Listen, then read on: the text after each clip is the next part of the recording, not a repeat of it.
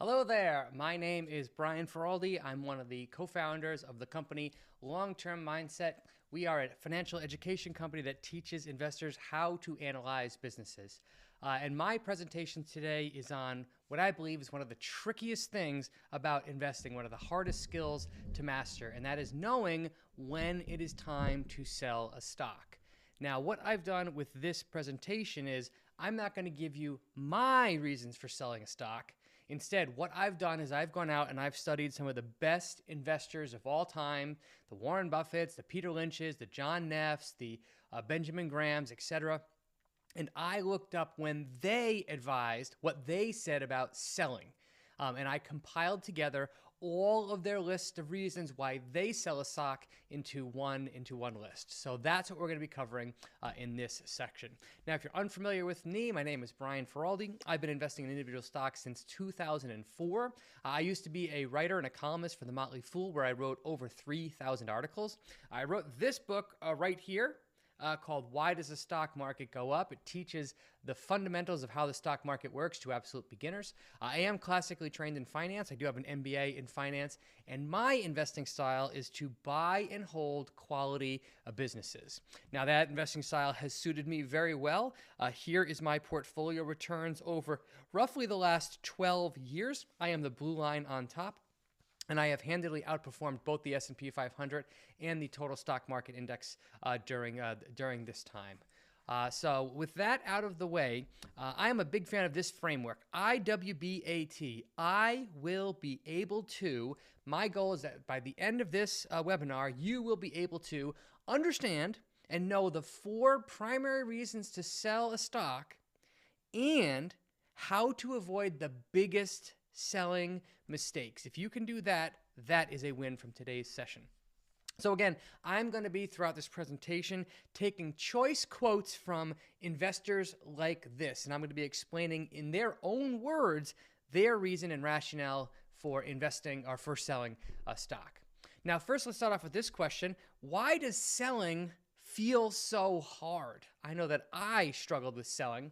And Seth Klarman says, well, it's far easier to buy a stock than it is to sell. But why is this the case? Why does it feel so hard? Well, it turns out that our brains are hardwired with natural biases that make it very hard for us to want to sell a stock. And those biases we have to be aware of and actively counteract if we want to make good selling decisions. So I'm going to list off many of the biases that exist in all of us. So for one, there's loss aversion, the idea of that we want to avoid losses. Taking a loss is more painful than the pleasure of getting a gain. Anchoring bias, we rely heavily on the initial purchase price that we paid for the asset. Well, and that is basically irrelevant information. There's the endowment effect, so we value investment more simply because we own it in our portfolio. There's status quo bias. Boy, am I guilty of this one. We have a natural desire to keep things the same. There's herding behavior, so we naturally follow the actions of the market sentiment. There's recency bias, where we overweight recent events that when making decisions. Then there's some other ones like the sunk cost fallacy. We hold on because the money we've already invested in the asset. There's a disposition effect. So we naturally want to sell our winners early, and we naturally want to hold our losers for too long. Then there's emotional biases, right? We're all subject to the emotions of fear and greed, and we become overly attached to our investments. There's the narrative fallacy. This is when we stick to a story that we have in our head, even though evidence comes out that counteracts that story. There's hindsight bias. This is when we believe after something happened that an event was predictable. So something big happens, a stock falls down, and it's like, well, of course that was going to happen. We convince ourselves that that was going to be a predictable event. Then there's familiarity bias. This is when we naturally want to prefer to hold investments that we know well or we're already familiar with. And the final one is just mental accounting. We all treat money differently in our minds based on the source of that money. So these are just a few a few of the biases that we all have in us that make it hard for us to make sound financial decisions when it comes to selling. Now, beyond that, if you're a student of the great investors out there like Warren Buffett, you've probably heard him say, our favorite holding period is forever. Many people quote that and they forget that the first part of that is when we own outstanding businesses with outstanding management, our favorite holding period is forever. But Warren Buffett has long espoused the desire to hold stocks for long periods of time.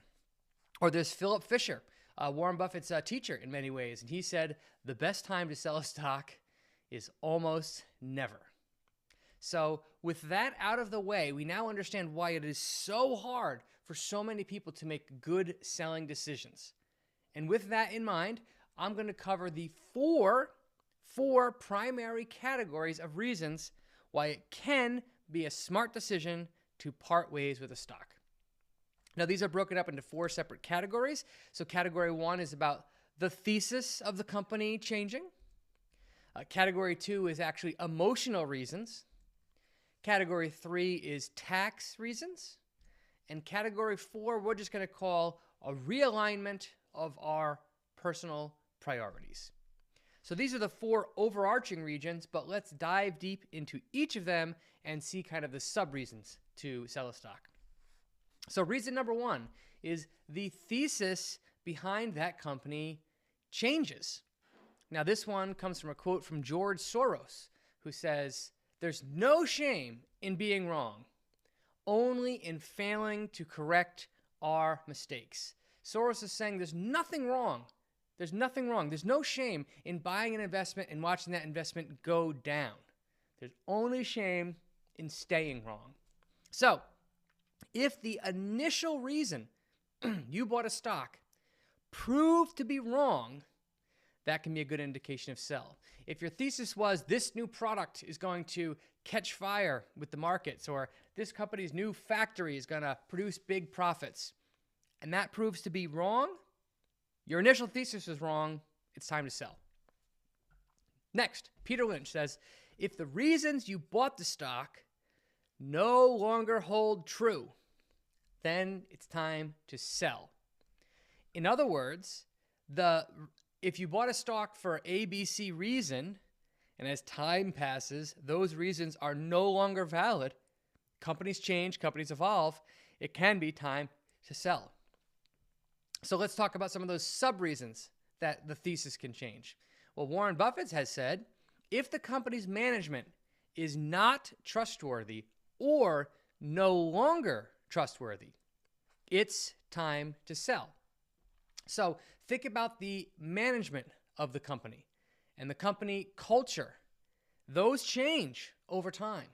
So if a new CEO comes in and you don't like the new CEO, or the churn at the company starts to really increase, or the culture goes downhill, that can be a logical reason to sell. Or how about Peter Lynch, who said, if the business fundamentally deteriorates, then sell. So this could be what happens if a company makes a big acquisition. One company acquires another business, and that acquisition is sizable. Well, that could literally change the nature of the business, the fundamentals of the company. So in the case of a big acquisition or the fundamentals of the core business deteriorate, that can be a time to sell. How about John Neff, who says, if the company can no longer grow its earnings, consider selling. So I summarize this as, well, the thesis has been complete. We bought a stock for its growth prospects. Those growth prospects materialized, and now the company has run out of room to grow. You don't see a logical reason why that company can grow its earnings further from there. So under that scenario, it can make sense to sell because the company's growth rate moving forward isn't attractive. Fourth, if the company is involved in a scandal, says Warren Buffett, consider selling.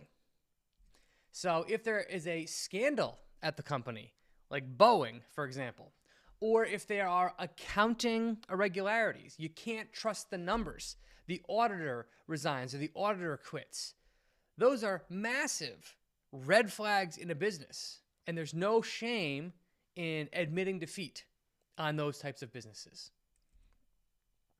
How about Peter Lynch, who said, sell when there is a permanent impairment to the company's earnings power.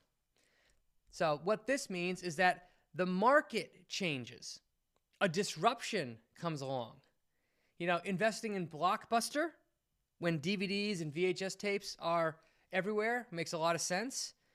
But when you see Netflix coming along, that can be a disruption to the company's market. We've seen this with a lot of retailers in recent years, where e-commerce came along and wiped out a lot of the worst retailers out there. So if a disruption comes along or the market changes, it can be time to sell. And then the last one in this category comes from Seth Klarman, who says, when the stock's price far exceeds its intrinsic value, it may be time to sell. So this one here, I'm just going to categorize as extreme valuation. So if you bought a stock at 15 or 20 times earnings, and the valuation of that stock has creeped up so that it's now at 40 or 50 times earnings, it can be a time to sell because the thesis behind the company has changed since the valuation has changed. This is exactly what we saw Buffett do with his position in Apple. Buffett was buying Apple at 10 or 11 times earnings, and he's been selling Apple at 30 times earnings. Those are just fundamentally, that's a big change in the thesis of the business. Okay, now when it comes to valuation, I'm not going to dive into, in this talk, all of the reasons or the ways to value a stock. That would be kind of its own talk in itself. But as a general statement, when valuing a company, you want to take a look at the business growth cycle stage first. You want to figure out what stage it's in. Then, depending on the stage that it's in, you want to apply a specific valuation method to it that works in that stage. And from there, you want to kind of assess the company's valuation, whether it's high or it's low from there. So this is kind of the 1, 2, 3-step process. If you're familiar with using multiples to analyze a business, just know that the multiple that you use does change depending on what stage of the business growth cycle a company is currently in. So again, valuation can be an extremely complicated topic, but just know that at a very high level, this can be a great reason to sell a stock. All right, so that's the thesis changing. Something changed with the business and the investment. It's perfectly okay to sell. Now let's move on to category number 2, which is emotional reasons to sell. Emotional reasons to sell. Well, Seth Klarman points out, well, if you can't sleep at night because of your stock, sell it down to your sleeping point. Investing is supposed to make our lives better. If you are losing sleep because of a stock that you own or investment that you own, that is by definition making your life worse. So there's no shame in selling a stock if you are having trouble sleeping or if you're constantly worried or thinking about that stock. So I'll just categorize that as losing sleep, disruption to your life. Next, how about Warren Buffett, who says, well, sell the stock when you've found a better investment. Buffett has done this throughout his entire career. Buffett has sold stocks for very low valuations in order to buy other stocks that had even more attractive valuations. But this could also mean that you are losing interest in following that company. So I, myself, have been very interested in following or buying a company at various points in my investing life. And then over a period of months or years, if I become fundamentally uninterested in following the story of the company, that can be a signal to me that it's time to sell that stock. Or how about David Einhorn, who says, even the best ideas can become risky if allowed to become too large a portion of your portfolio. So this is David Einhorn saying that rebalancing can be a good reason to sell. So if one stock becomes too big a portion of your portfolio, it can be completely legitimate reason for you to take that stock and to sell it off. Again, Buffett recently did this with Apple. Apple became 50% or so of Berkshire Hathaway's portfolio, and he has since sold that down in part due to help rebalance Berkshire's holdings. All right, so those are the emotional reasons to sell.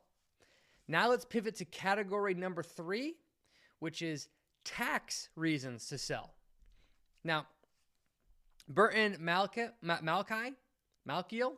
has said that proper tax planning can make a significant difference in your after-tax returns, which is the returns that we are all trying to chase after. And Jack Bogle has said, sometimes it can make sense to sell a stock at a loss to offset gains and reduce your tax burden. So for tax purposes, it can make sense to sell to take advantage of tax loss harvesting. Now, if you're unfamiliar, tax loss harvesting is simply when you sell a stock that you're down on to take a loss, and you can use that loss to offset a portion of your income. I believe the total in the United States is $3,000 per year. Don't quote me on that. I am not a tax expert. Or how about Warren Buffett, who says that taking gains and paying taxes today might be beneficial if you expect higher tax rates in the future. So this can actually be the opposite of tax loss harvesting. This can be called tax gain harvesting.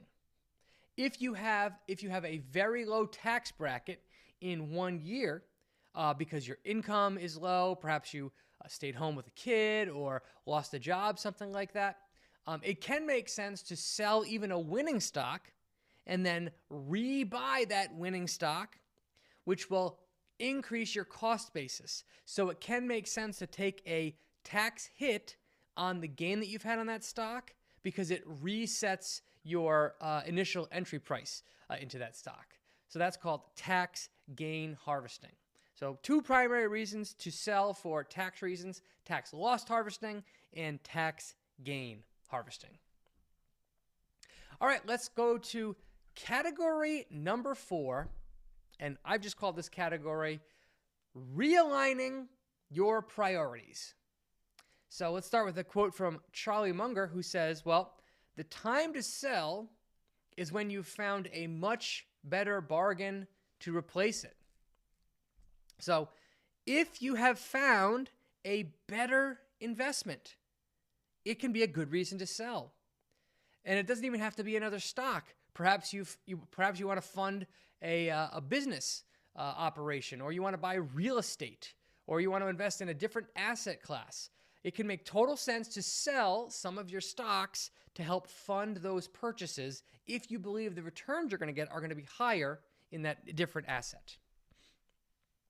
Next comes Jack Bogle, who says, there's no shame in selling a stock if it's necessary for your near-term financial stability. So perhaps you might need cash in the next 1 to 3 years. Maybe you have a kid going to college. Maybe you're going to be buying a house. If you know you're going to need access to those funds in the next 1 to 3 years, it can make complete sense to sell a stock today in order to take out market risk from being exposed to that capital. The whole point of investing is to live a better life, not maximize the numbers in a database. So if taking money out of the market to pay for some expense that you have in the real world is useful, then it can make a ton of sense to sell and do just that. Now let's go to another Buffett quote, who says, as you age, your investing strategy should shift from growth to preservation of capital. So this can be another great reason to sell. Let's say you're moving closer to retirement. As you approach retirement, you could no longer take the financial risk of having all your money in the markets. So it can make a lot of sense to sell some of your growthier investments or some of your stocks and reallocate that capital into cash and bonds and more conservative, less volatile investments. Next, we'll go with a Peter Lynch quote, who says, remember, money is a tool for living well. Boy, Tattoo this on your forehead. Money is a tool for living well. It's okay to sell investments to fund your dreams. You want to spend the money. You've made money from an investment. You want to spend it. You want to buy a house. You want to buy a car. You want to buy a boat. You want to go on vacation. You want to do something with the money that increases the quality of your life and your life experiences. Quite literally, the entire reason we invest in the first place. So there's no shame, none at all, for wanting to sell a stock in order to take that money and spend it on something that will make you more fulfilled. So there are the total number of reasons that I can come up with for when it can make sense to sell a stock. The thesis has changed for better or worse reasons, and that could include the valuation changing. Emotional reasons, right? You're losing sleep, you're losing interest, you want to rebalance. Tax reasons, so you've got tax loss harvesting, you want to re-up or re-up your gains. And then finally, realigning your priorities. You want to spend the money in your real life. Your personal situation has changed, or you've even found a better investment. So those are the 4 core reasons to sell. Now, let's talk now about major selling mistakes. And selling mistakes can be some of the costliest mistakes that investors can make. So let's talk about how to minimize them. Now, famous investor John Neff has said, don't be swayed by emotions. Sell based on facts and analysis. So it's a common, or Buffett who says, be greedy, fearful when others are greedy, and greedy when others are fearful. So number 1 selling mistake that investors can make is panic selling. They sell for emotional reasons, purely emotional reasons, and not analytical reasons. This is a huge mistake that's very hard for investors to fight back against, especially when markets are in free fall and you see your portfolio dripping with red ink. But panic selling is one of the most expensive things that you can do. Next, Warren Buffett says, if a business does well, the stock eventually follows. This to me is the concept of ignoring the fundamentals of a business, letting the emotions of the market dictate what the value of the company is. If you see a stock price plummeting, but the core fundamentals of that company remain strong, that can be a great signal to hold or even buy more, as opposed to selling like the rest of the market is doing. Rewind the clock back to 2022. Facebook stock fell from like $300 a share down to $80 per share. It was like a 70% drop in the company's valuation. But if you were a Facebook investor and you were just focused on the fundamentals of the company, revenue was still growing, profits were still growing, the share count was shrinking, and the market hated Facebook's stock. But if you just stayed focused on the fundamentals of the company, you would not only have held, perhaps you would have even bought more, and Facebook stock is like 6x in value since then. Next mistake. Remember that Warren Buffett says the most important quality for an investor to have is temperament, not intellect. Temperament, control over their emotions. So yet again, letting emotions drive your selling decisions is a major, major mistake. And then there's Charlie Munger, who says, we've made a lot of money out of patience. It's waiting that helps you as an investor, and a lot of people just can't stand to wait. So this is probably the worst investing mistake, the worst selling decision mistake that you can possibly make. Selling too early. Selling too early. And here's a visual that I made that says, all of the worst investing decisions I've ever made contain the same word: sell. I have personally sold many companies early for a variety of reasons, and those stocks went on to go up and up and up. I sold Microsoft at $24 per share. It's currently over $400. I sold Dexcom at $7 per share. The last time I checked, it was $140.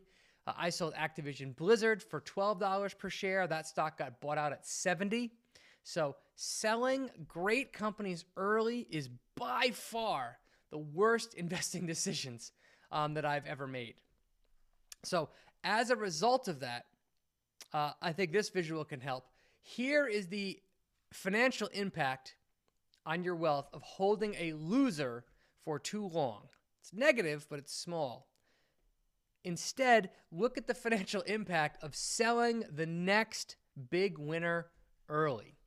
And it's for this reason, and because of my own indecisiveness with selling in the past, that I have developed a strong bias towards not selling to avoid this worst mistake, financial mistake, I've ever made.